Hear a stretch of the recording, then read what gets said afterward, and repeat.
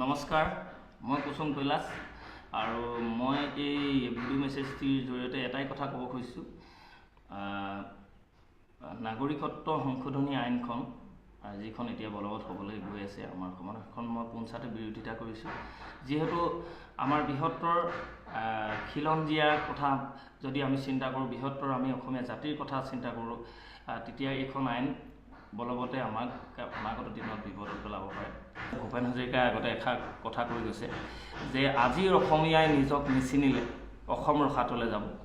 সঁচাকৈ আমাৰ নিজক আমি চিনি পাবৰ সময় আহি পৰিল আৰু এই আইনখন, নাগৰিকত্ব সংশোধনী আইনখনৰ তীব্ৰ মই বিৰোধিতা কৰিছোঁ আৰু সমূহ অসমবাসী ৰাইজকো মই ইয়াক বিৰোধিতা কৰিবলৈ মই আহ্বান জনাইছোঁ।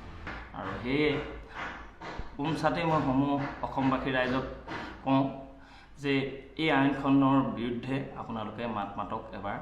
আমিও পোনপটীয়াকৈ ডাইৰেক্ট আমিও মাত মাতিছোঁ যে এইখন আইন বলবৎ হ'বলৈ দিব নালাগে।